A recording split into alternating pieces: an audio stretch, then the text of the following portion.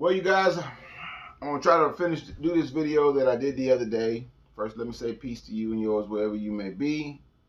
Of course, I love you. I genuinely. And I ask for the protection, the guidance, and protection of the Creator for us all. Forgiveness for us all. Jumping right in, though, because my video went long last time and it would not let me upload it. I don't know why that is, but it's only 30 something minutes, but I don't like to do long videos anyway. So anyway, I promised some hacks for sanitizer and some other things, and I've been late to do this video. Starting off right here, this is your hack for hydrogen peroxide. Now, let me back up a quick second. Use any of this at your own risk, decision, and your own math, your own everything. Okay, I'm telling you what I'm doing. Now, if you want to do that too, that's on you. All right. This is 20% clarifier, hydrogen peroxide. Some folks use it to bleach their hair. Now, not 20%, 20 volume. My bad. It is twice as strong as 3%. So this would be 6% hydrogen peroxide. So for all the uses that you use hydrogen peroxide for, you can take this, or I'm taking this. You do what you want to do. I take this and I double it. Now, we used to be able to buy 30% and 40% in the gallons. I can't get that anymore, locally for sure. Only thing I can find is 20, I keep saying percent. 20 volume, 30 volume, and 40 volume in the gallons. We can't get that locally anymore. All we can get is the 20 volume in the gallon. You can get 40 volume in a pint, and that is 4 times as strong as household peroxide. So you can take 1 pint of that and you can make 4 pints of household peroxide if you should so desire. You can look up the math on it on Google. It's very it's out there. I'm not the only person that's saying that. And hydrogen peroxide has not. There hasn't. I'm tongue tied this morning. Yeah, I'm sorry. There hasn't been any shortage of hydrogen peroxide where I'm at, but I don't know what's going on where you are, and I don't know what the future will bring. But this allows you to do a lot with a little, if you should so desire. Okay, now pool chlorine. Look for sodium hypochlorite. If it doesn't say sodium hypochlorite on the pool chlorine, then I'm not talking about that one. Okay. This says sodium hypochlorite. I believe it says 10% or 11%. Your average bleach is 5, 5.5. Okay. So that means you can just about double this and make 2 gallons of bleach. All right. And this is $3, $4, and a gallon of bleach is about the same. So these are hacks from the cleaning industry, guys. You know, this is the type of stuff we do in the cleaning industry. And I'm giving this stuff up because everybody's life depends on it. You know, I'm not on eBay selling this stuff. I'm not repackaging, rebottling in my neighborhood selling stuff. I could do that, but this ain't the time for that type of stuff, man. All right. This, when you look at this, you see pool algicide. We in the cleaning industry, we see quaternary disinfectant. If you look at the active ingredient, it says, I'm sorry for the glare. It says the last part of the name says ammonium chloride. If you look at active ingredient on something and you see ammonium chloride, like your sanitary, your disinfecting wipes, things like that, that has quaternary disinfectant in it. You can use it on fabric. You can use it on hard floors. We use it, you know, in a lot of different applications. There's a lot of different products out there that have it, from ready to use, like Microban is a ready to use product that's very common. A lot of people know of it. I think some of their products, they've sort of switched their active ingredient, but you know, this says dimethyl benzyl ammonium chloride. It could say didecyl dimethyl ammonium chloride, octadidecyl ammonium chloride. As long as it says ammonium chloride at the end of it, it's a quaternary disinfectant. Okay, and this is 30%. So at 1 teaspoon, that'll bring you down somewhere, 1 teaspoon per gallon of fresh, clean water, that'll bring you somewhere down around 0.26%, because this has 60%, 30% of one and 30% of another. That's 60% total. That will bring you somewhere down there around that number. And your wipes and things, I think, are either 13, like 0.13%. So this would bring you, if you mix it the way I'm talking about, your percentage would be equivalent to the wipes. Now, you mix it in a gallon, and then you put it in a spray bottle. Okay, and before you get back in your vehicle or whatever, you have your spray bottle handy, and you open up your vehicle, you reach in there, you grab it, you spray your fine mist. Okay, spray it.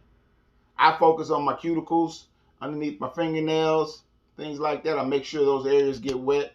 They tell you, you know, you should when you wash your hands, you should dry them thoroughly and whatnot. And dealing with soap, yes, I agree with that. Okay, because soap has no residual. You understand? Any disinfectant has a dwell time, whether it's alcohol, hydrogen peroxide, bleach, a chemical disinfectant like a quaternary disinfectant. They have dwell times. So it's not instantaneous. It's not a laser beam. You know, it's not pew, pew, pew, and it's dead. Okay, the stronger it is, the shorter the dwell time.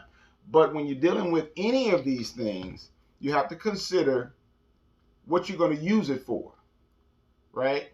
So for me, I'm going to use it at the lowest strength that is safe for me to be in contact with on my skin, and I'm going to give it the dwell time.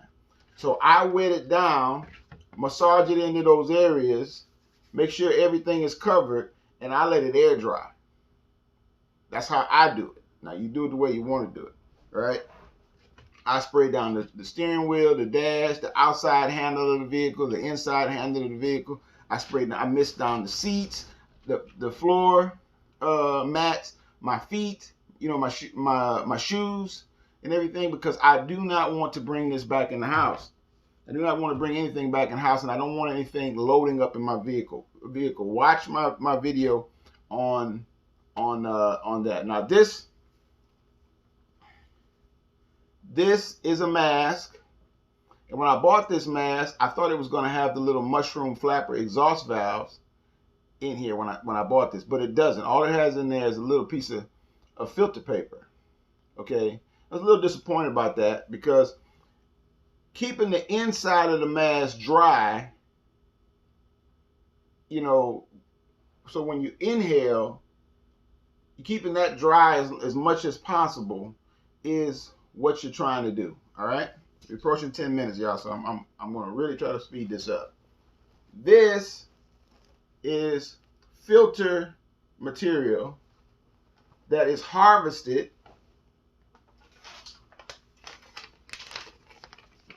from this. Okay, now this says it's a 2200 filter. 2200. That's pretty good. What you're looking for, let me see if I can find it. Can't find it on this piece here. I sat here and undid this and didn't keep up with the piece that I want you to see. Oh, here it is. See right there where it says MERV 13? That's what you want. MERV 13, to my understanding, is M9. It's N as in Nancy 90. Okay? The masks that they recommend are N95. So you take this, double layer it. If you can't afford to double layer it, single layer it. Because we all need to be wearing masks. Okay? They say, oh, the mask doesn't protect you, it protects other people. Good. Let's all wear the mask, then we all have some level of protection. Okay? And y'all should have seen my video about don't let my hot breath mix with your hot breath, right? And that's real talk. So, take this, cut it to fit whatever mask that you're going to use. You don't have to buy a mask. Some people are using stockings. Some people are using, I'm talking about as a holder. Okay? They use stockings. They use those face warmers that look like a piece of a turtleneck, as my partner says. T-shirt, bandana, whatever the case, whatever it is that is easy for you to effectively do that for you and your family. Okay, this will make a whole lot of masks, y'all. Look at that. Look at that. Look at that. That is a bunch of masks. Double them. Double them. All of the viruses is so small that it floats right on through there. It's not an open grid. Like if you were just putting stocking on your face, yeah, that's an open grid. Fly right through there. But once you put this with it, because that virus is so small, it has to get through several layers. What you see is one layer is to that virus, because it's so small, is a lot of layers. See? And